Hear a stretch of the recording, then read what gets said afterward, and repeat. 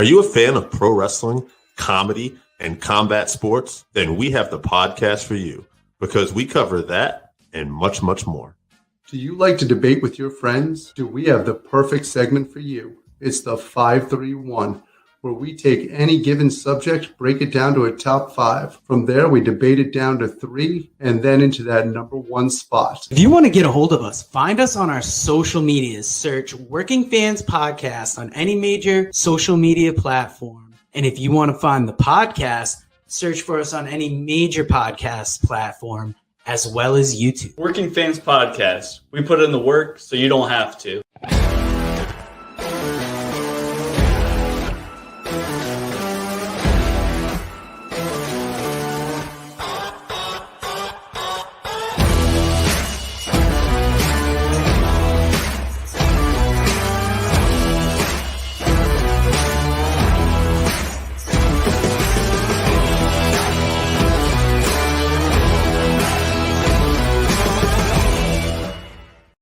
Fans, welcome back for episode 35 of Working Fans Presents Horror Business, where today we're going to be covering 31. This was a film by Rob Zombie, came out in 2016, rated R, had a $1,500,000 budget, ran an hour and 42 minutes.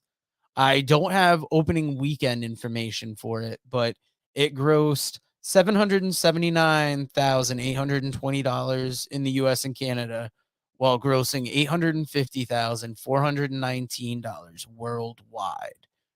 Now, in this movie, it's the day before Halloween. 5 carnival employees are kidnapped and held hostage in an isolated compound known as Murder World. On Halloween, they are thrown into a sadistic game called 31, where they must survive 12 hours against a gang of maniacs dressed like clowns.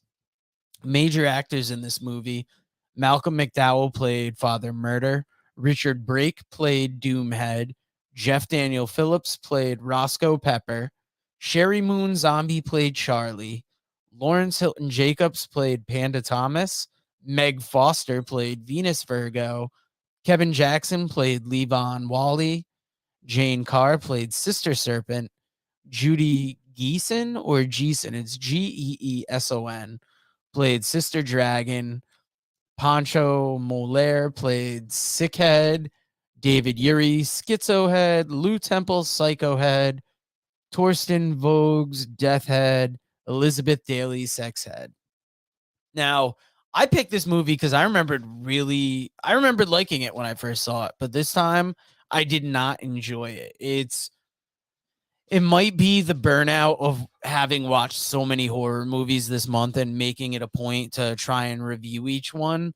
But it happened to me a while ago with Saw, where I really enjoy horror movies, but just the real torturous ones, the real drawn out, like very graphic ones sometimes can be, a bit much. But this definitely had a very violent Rob Zombie-like feel. It got a 5.1 out of 10 on IMDb, and you're going to get what always happens about this time: those mid-show reads. We are brought to you by the Pro Wrestling Vault Volume 1, written by Vinnie Berry, available at WrestleVille.com, where you can also pick up Lance by Chance, Wrestling is Von Erich. Now, all the following books I'm going to list off are available on Amazon, including Super Vows and Pas de Deux, written by friend of the show, Kevin Kelton. I'll Be Here All Week and All That's Left, written by Ward Anderson, as well as his stand-up special. Blood and Fire, the unbelievable real-life story of wrestling's original Sheik, written by Brian R. Solomon. How Not to Suck at Comedy, written by Pat Oates. Matt Memories, written by John Arezzi and Greg Oliver. If you're an artist in Connecticut or the surrounding area and looking for studio time, check out the great people over at Connecticut People Records. And if you're on YouTube and trying to find something to watch besides the Working Fans podcast, check out our wrestling commentary home of New Heights Wrestling, where we call some of the greatest independent wrestling happening in Florida right now.